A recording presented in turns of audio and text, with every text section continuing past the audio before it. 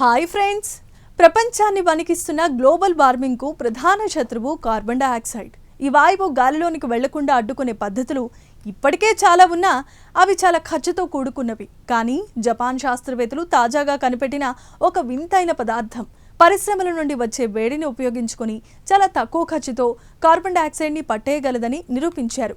ఆ విసియాజైట్స్ మ్యాజిక్ ఏంటో ఇప్పుడు మనం చూద్దాం. ఈ పరిశోధనను జపాన్లో చిబా యూనివర్సిటీ శాస్త్రవేత్తల బృందం నిర్వహించింది. అసోసియేట్ ప్రొఫెసర్లు యసుహిరో యమడా, తోమినోరి ఓబా నేతృత్వంలోని ఈ టీం రూపొందించిన ఈ వివరాలు ప్రతిష్టాత్మకమైన కార్బన్ జర్నల్లో ప్రచురితమయ్యాయి. కార్బన్ క్యాప్చర్ రంగంలో ఇన్నాళ్లు ఉన్న ఒక అతిపెద్ద అడ్డంకిని వీరు తొలగించారు. అసలు ఈ విసియాజైట్స్ అంటే ఏంటి? ఇవి ఒక ప్రత్యేకమైన కార్బన్ మెటీరియల్స్. సాధారణంగా కార్బన్ మెటీరియల్స్లో నైట్రోజన్ గ్రూపులు ఎక్కడ పడితే అక్కడ ఉంటాయి. కానీ జపాన్ శాస్త్రవేత్తలు ఒక వినూత్నమైన పద్ధతిలో ఈ నైట్రోజన్ అణువులను పక్కనే ఉండేలా డిజైన్ చేశారు. ఈ పద్ధతి వల్ల CO2ను ఆకర్షించే శక్తి ఈ మెటీరియల్కు భారీగా పెరిగింది. ఇన్నాళ్ళు కార్బన్ క్యాప్చర్లో ఉన్న అతిపెద్ద సమస్య ఏంటంటే కార్బన్ డయాక్సైడ్ను ఒక్కసారి పట్టేసిన తర్వాత దాన్ని విడిపించి మళ్ళీ ఆ మెటీరియల్ను వాడుకోవాలంటే 100 డిగ్రీల కంటే ఎక్కువ వేడి కావాలి. దీనివలన ఖర్చు పెరిగిపోయేది.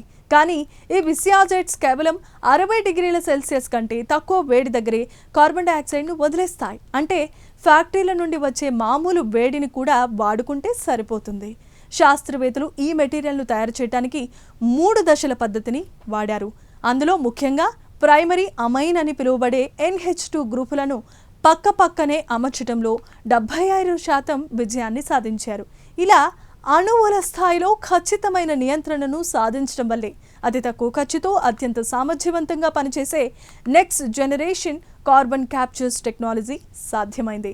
ఈ టెక్నాలజీ కేవలం కార్బన్ డయాక్సైడ్ని పట్టేయడానికి మాత్రమే కాదు, వ్యర్థ జలాల నుండి ప్రమాదకరమైన లోహపు అయాన్లను తొలగించడానికి, ఇంకా కొత్త రకమైన ఉత్ప్రేరకాలుగా కూడా ఉపయోగపడుతుంది. పరిశ్రమలు తమ ఆపరేటింగ్ ఖర్చులను భారీగా తగ్గించుకుంటూనే గ్రీన్ హౌస్ వాయువులను అడ్డుకోవటానికి ఈ విసియాజైట్స్ ఒక శక్తివంతమైన ఆయుధంగా మారబోతున్నాయి. చూశారు కదా, ప్రకృతిని కాపాడడానికి సైన్స్ నిరంతరం కొత్త మార్గాలను వెతుక్కునే ఉంటుంది. జపాన్ శాస్త్రవేత్తలు సృష్టించిన ఈ విసియాజైట్స్ టెక్నాలజీ భవిష్యత్తులో మన గాలిని మరింత స్వచ్ఛంగా మారుస్తుందని ఆశిద్దాం. ఈ ప్రత్యేకమైన కథనంపై మీ అభిప్రాయాలను కామెంట్స్ ద్వారా తెలియజేయండి. వీడియో నచ్చితే లైక్ చేసి మా ఛానల్ని సబ్స్క్రైబ్ చేసుకోండి. Thank you.